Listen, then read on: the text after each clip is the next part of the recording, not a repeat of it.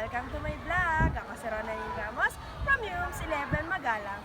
Ngayon, pag-uusapan natin ang isang mahalagang bahagi sa Buddhism, ang Fourth Noble Truths.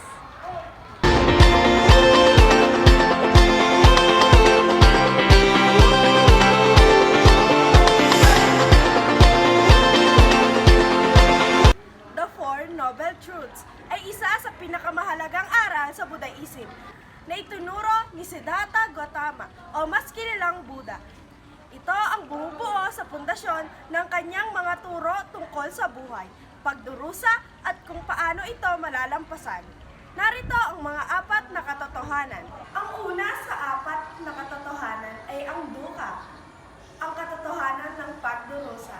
Sinasabi nito na ang buhay ay puno ng pagdurusa, mula sa simpleng frustration hanggang sa matinding sakit at pagkawala.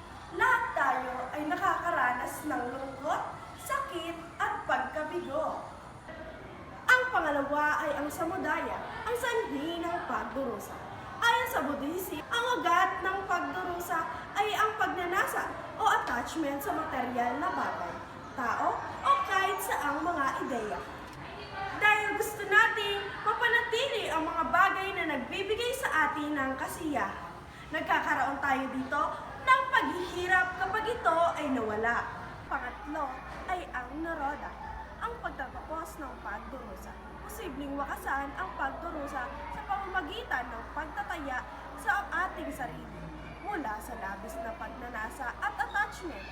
Ang estado ng kalayaan at kapayapaan, ito ay tinatawag na nirvana. Ang pang-apat ay ang magga, ang landas patungo sa pagtatapos ng pagdurusa.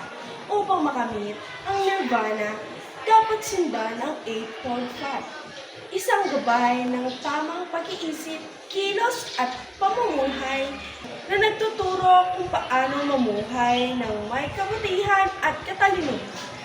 Yun lamang po at maraming salamat.